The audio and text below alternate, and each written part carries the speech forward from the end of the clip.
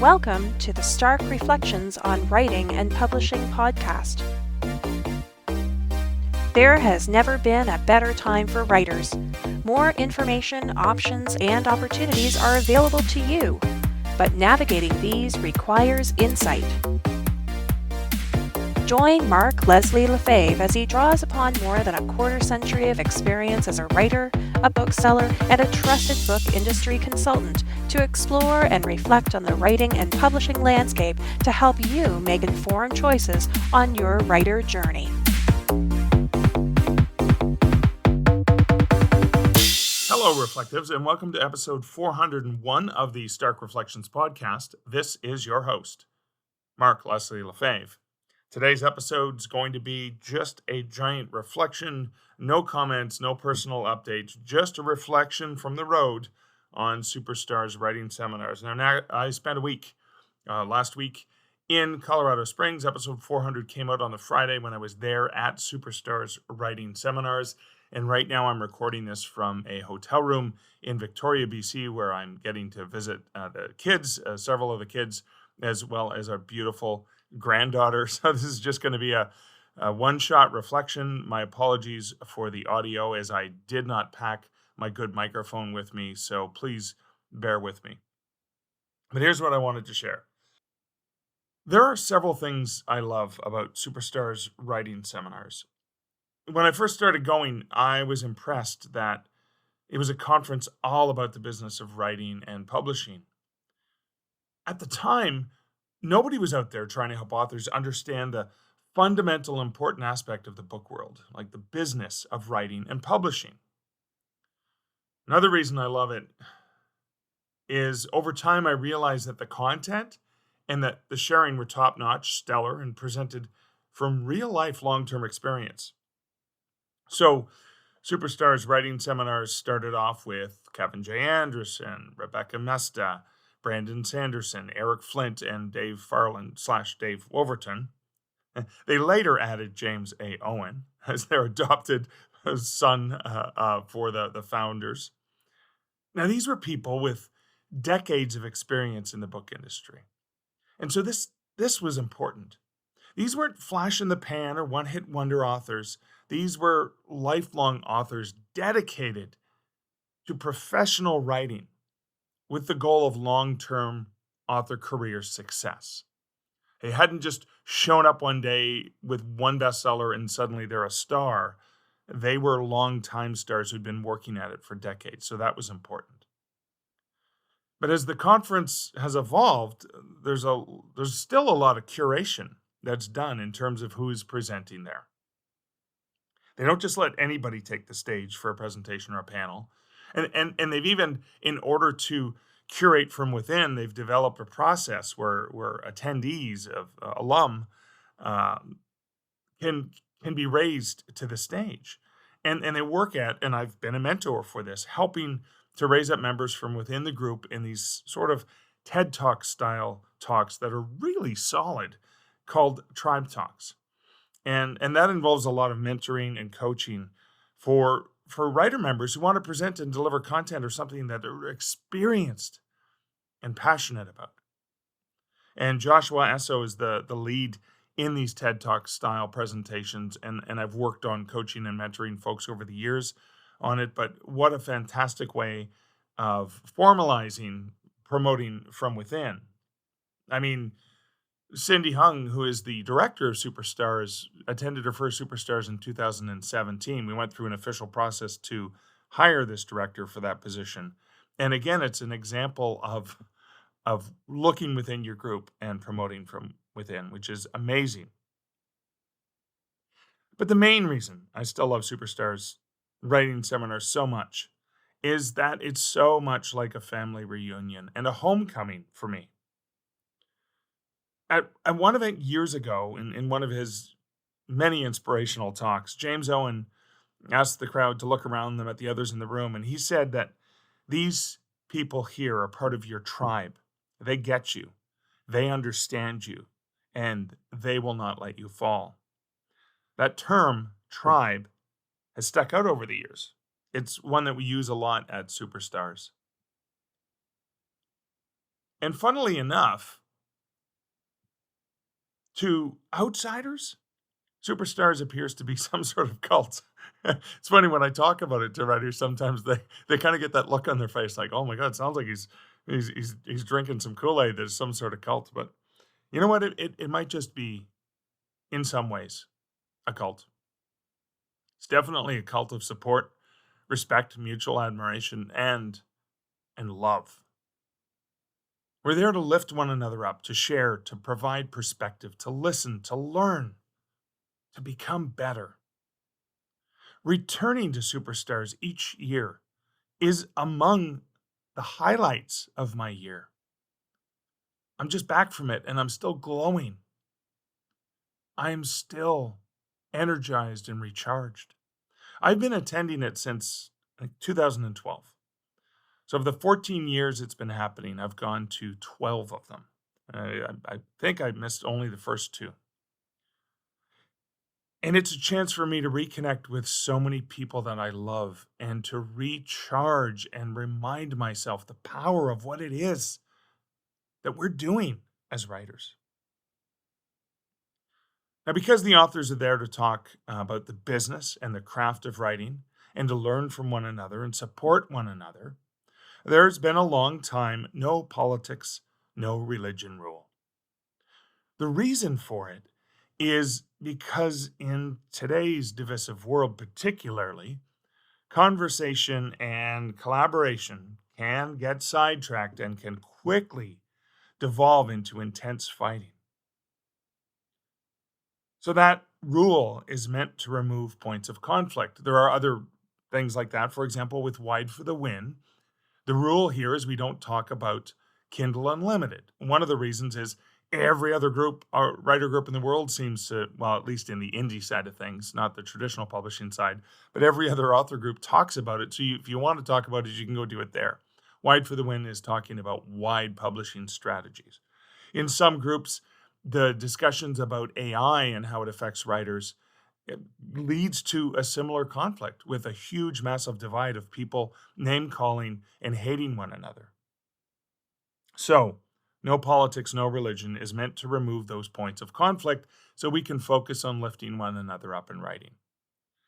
So, the intent is pure and it's with good intent. The intent is to help bring people together and remove those points of conflict that can separate them. And I've long prescribed to that idea. I mean, after all, we need to bring people together as opposed to looking for ways that we're different. But here's an example, a reflection of my growth as a person and the importance of that growth in general for all of us. When you are presented with new information, how do you react? Do you instantly reject it because it doesn't align with your existing perspective? Or do you listen and try to absorb it? And sometimes you instantly do reject it, and you may need to hear it numerous times. Just like in marketing your book, 7 impressions before somebody actually pays attention. Or maybe you need to hear it in a different way, from a different perspective, a different viewpoint. Because ultimately, something happens when we listen and actually try to attend to what's being shared and try to absorb it. Now, at Superstars this year, I was presented with new information recently that helped alter my perception of the no religion, no politics rule. That rule seemed to have worked for a long time. But something in recent years has happened due to so many horrible circumstances in the political and social realm. There are some people whose very existence is political. It's been made political.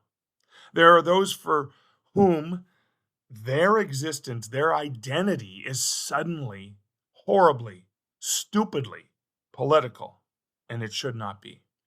There are those for whom religion is a significant part of their identity. So there are numerous groups of people who can see no politics and no religion as an attack on who they are. And my mind has been opened My heart has been opened to understanding that.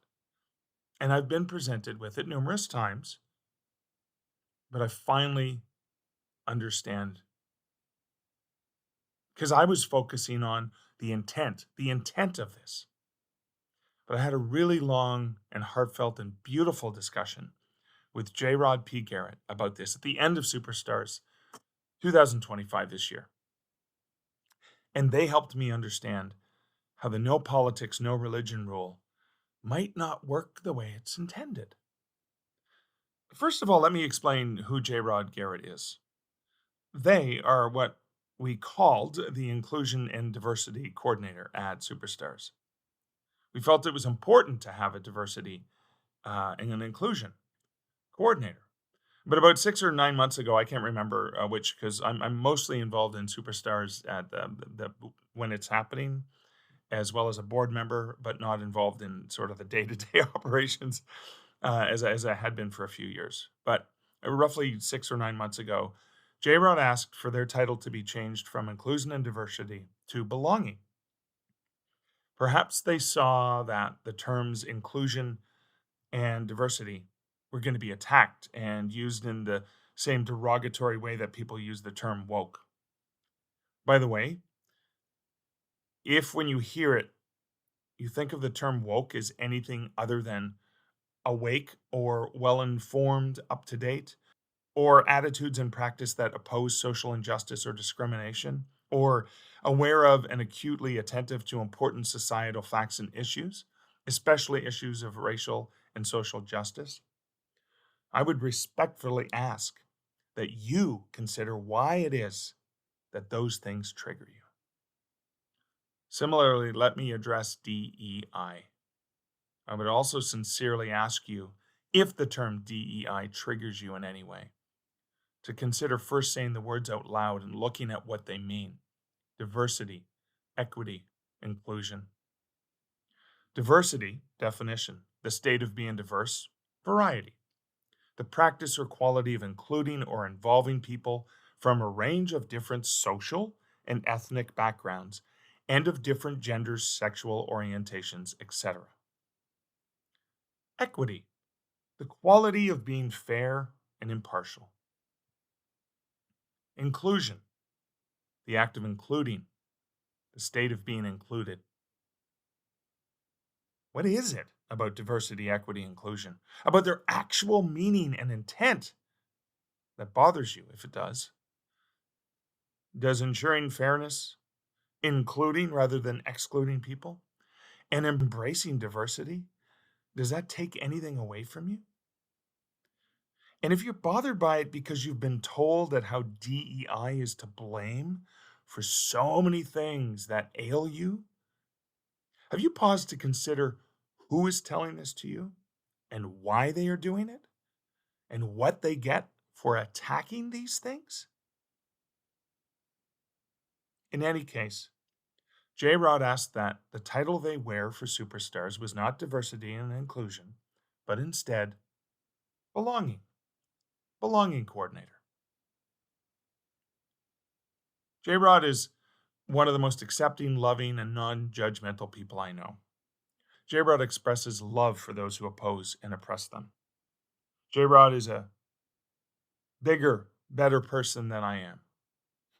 I mean, J. Rod exudes the same sort of love for everyone that Jesus did. The actual Jesus from Scripture, not the Jesus that has been Americanified and corrupted into supporting hate and exclusion. I was raised Roman Catholic, and the figurehead of Jesus in that religion was about love. Look at the Sermon from the Mount. Whether it's a fiction in your eyes or whether this is a reality, the person of Jesus was open and loving and accepting and looked for that in people rather than looking to hate. What I'm saying here is J-Rod has that sort of love. And J-Rod was patient with me and helped me to understand and see something I hadn't been able to before. The intent of no politics, no religion rule is to remove conflict, remove fighting, and to focus on writing. That's good. But the side effect, in addition to some people feeling attacked by that because of their identity, is it also doesn't provide for discussion that is inclusive. And we grow and we become better when we actually seek to find the things that normally separate us, but which might ultimately unite us. I've said this before and I'll repeat it. I am hugely disappointed in the results of the US election in November of 2024 because to me it represents a very sad state of misogyny and racism that's so prevalent in this world.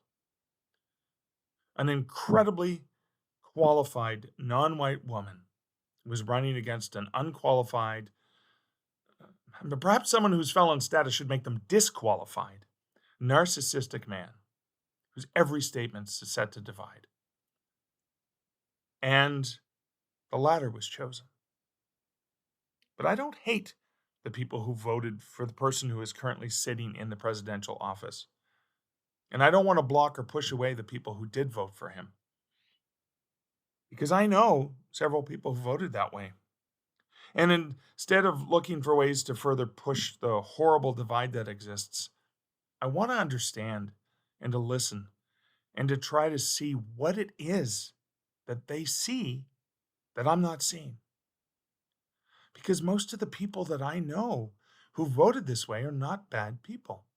They're loving, caring, beautiful people who would support their neighbors, who would support their friends and family, who would not vote for hate, not vote to harm. And they voted out of passion, commitment, love, and concern for a vision of the world that they have that is not the same vision and passion and commitment and love and concern for the world that I have.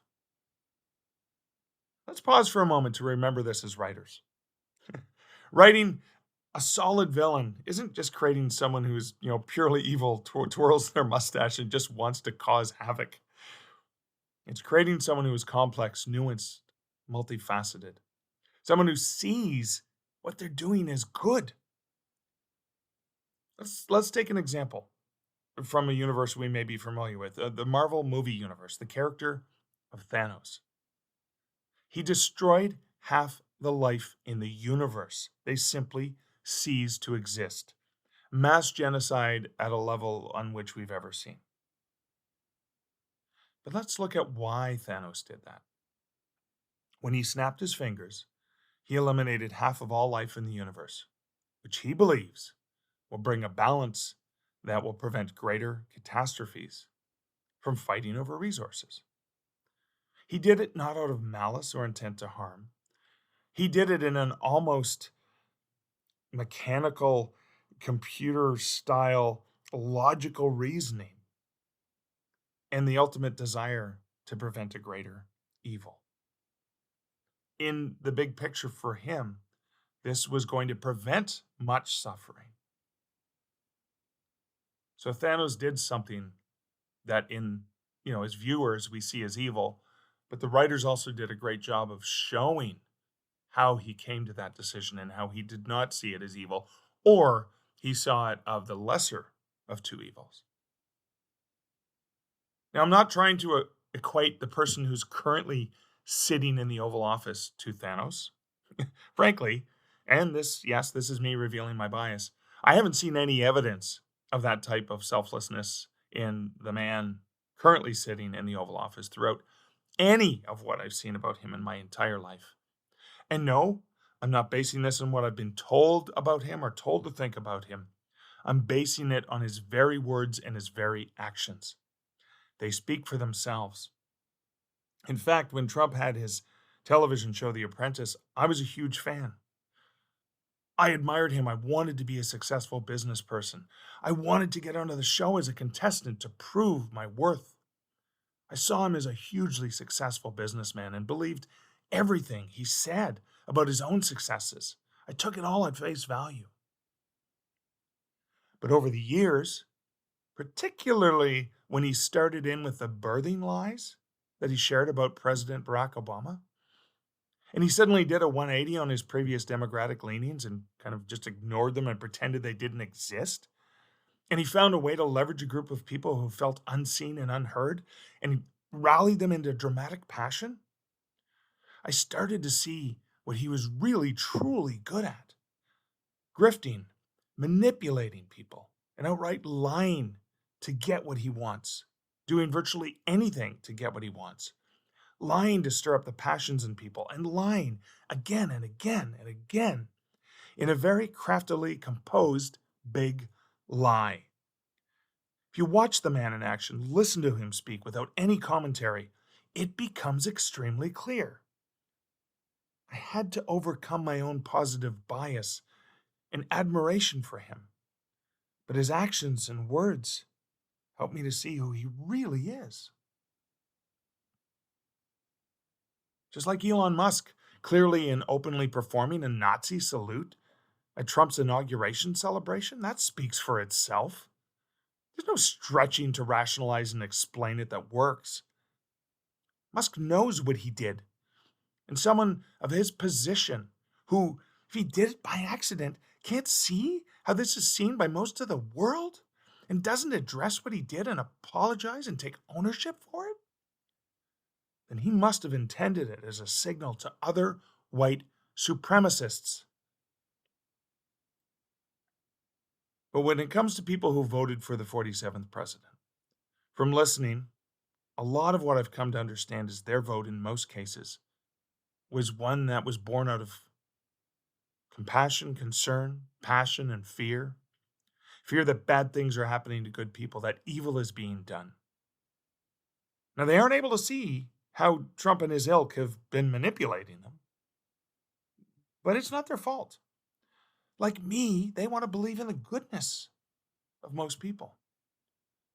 I had several conversations with people that I know would not vote the same way I do. And they were solid conversations about writing and creativity. This took place at Superstars this past week. They were about the business of writing. They were with people I respect and admire, creative and loving people who, by my own definition of good and evil, are good, caring, loving people. They're not evil. One of the people I had a chat with has also, over the past year, publicly in social media, reached out their hand multiple times from across the divide to help share their perspective and why they voted the way they did, why they feel the way they do about seeing the side of this divide that I'm on as evil. They weren't doing that to be malicious or mean. They were doing it to reach out. They reached out. They wanted to communicate. They wanted to share. They wanted to bring together rather than divide. And that gives me hope. So I'm not going to stop reaching out and trying to help. However, I do that with one major caveat. I'm not as kind and loving as J-Rod is.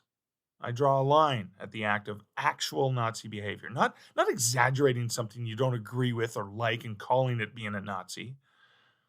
You know, jokingly, the soup Nazi who won't give you any soup. I mean, there's exaggeration and there's a lot of that on both sides.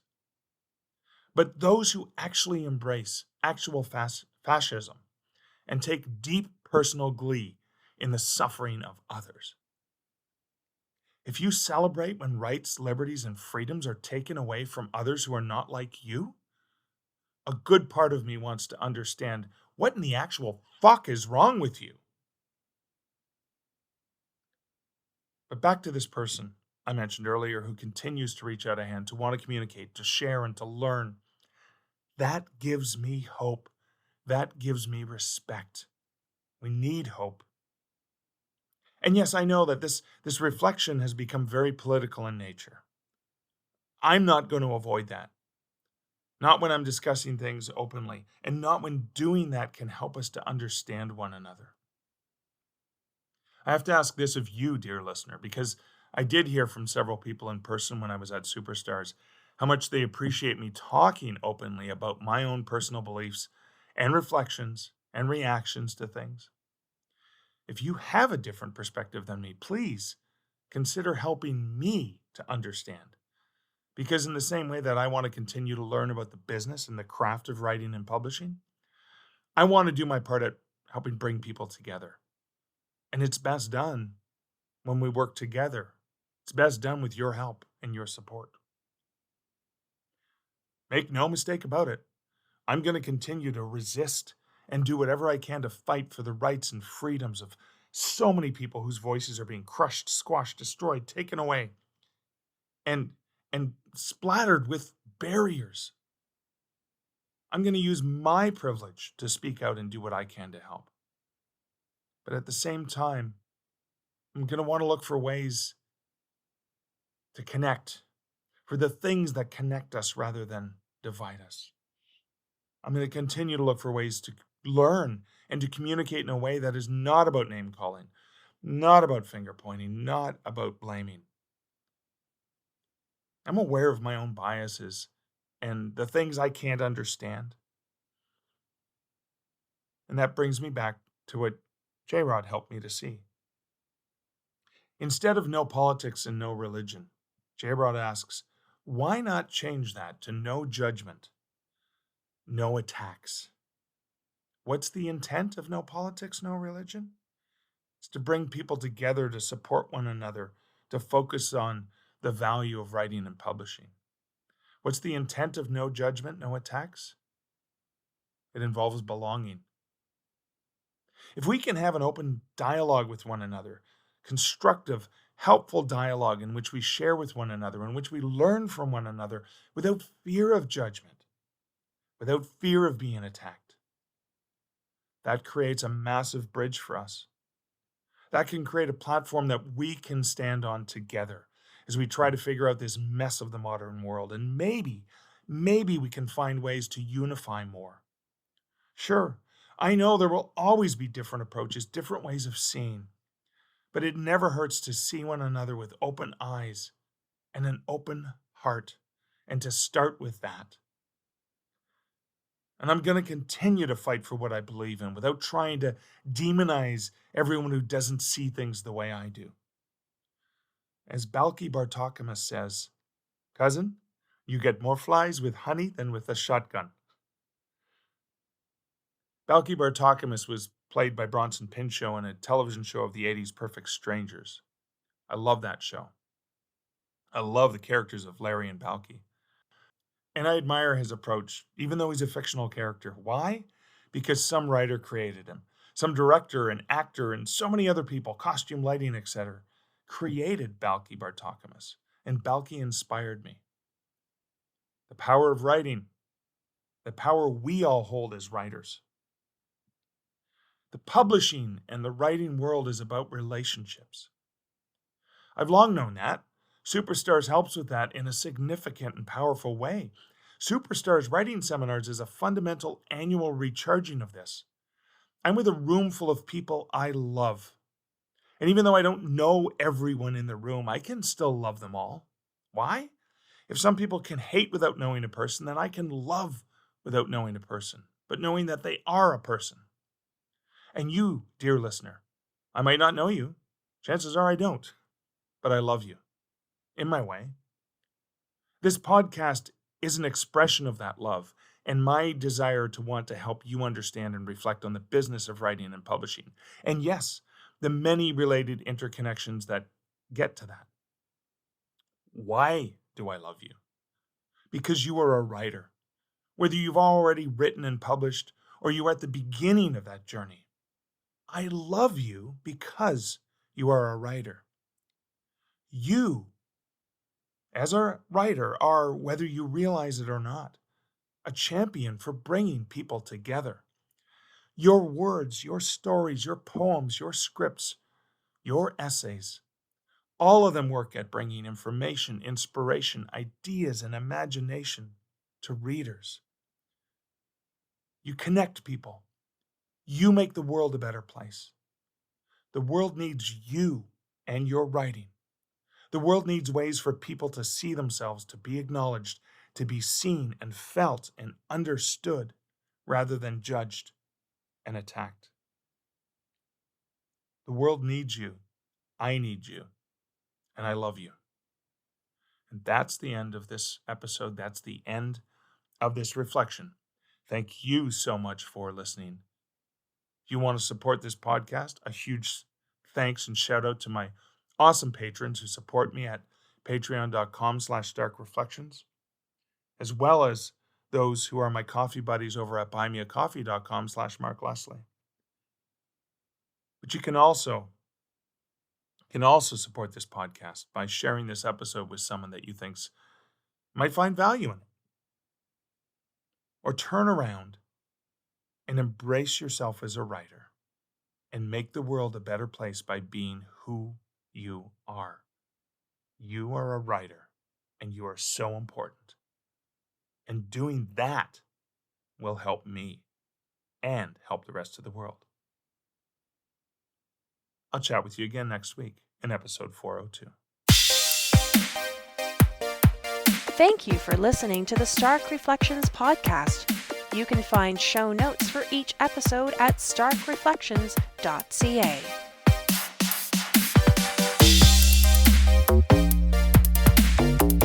The music for this podcast, Laser Groove, was composed and produced by Kevin MacLeod. Check out more of Kevin's great music at incomptech.com.